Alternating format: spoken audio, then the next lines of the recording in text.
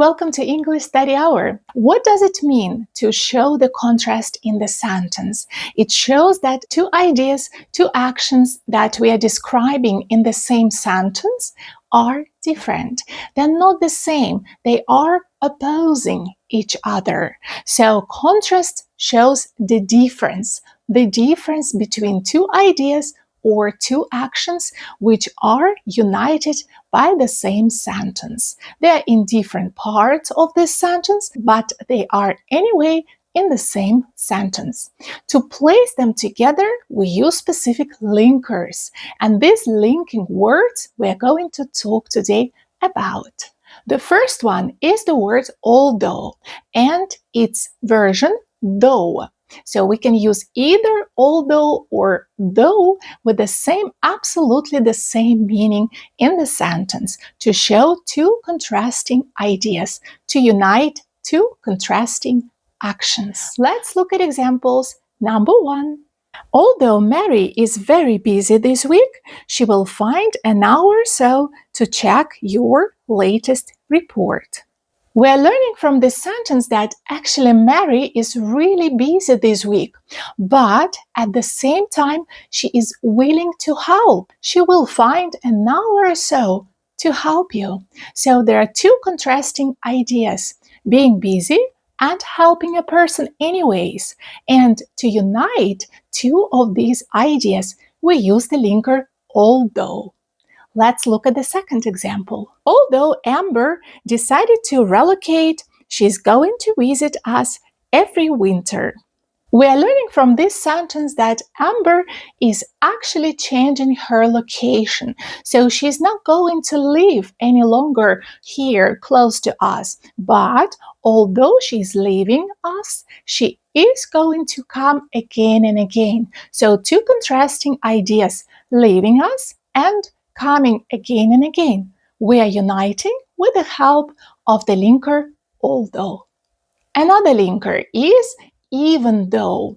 This linker shows a strong contrast, unexpected result. And again, we use it together with subject and a verb following this linker. Let's look at examples. Number 1. Even though I have called the online service call center 4 times this morning, I have failed to get in touch with anyone. In this sentence, we have a strong contrast. I called and called and called to the call center, to online call center, but I failed. So the action of calling is contrasting with the action of failure of getting results. Because of that, we unite these two parts of the sentence with the help of the linker even though. Let's look at the second example. Even though Richard wrote an amazing article, our professor is not going to take him to a conference in London. We see from this sentence that Richard actually wrote an amazing article, but it didn't affect our professor, and he is not going to take Richard to a conference. So two opposing ideas, two contrasting ideas, writing a good article, however, not being so good that our professor could take you to the conference with him. So to show the unexpected result, we use even though. The other two linkers that help us to show the contrast in the sentence and to unite contrasting ideas or actions are in spite of and despite. After the linker in spite, we use verb ing or a noun. We can't use a verb with the rest of the sentence. We use verb ing or a noun. In spite of planning the whole celebration by myself, I don't feel tired at all. In spite of planning the celebration, after in spite of, I use verb ing, planning. I don't use the subject plus verb construction. I only use verb ing, in spite of planning. The second example. In spite of working at this university for 15 years, I'm still excited to come to work every day.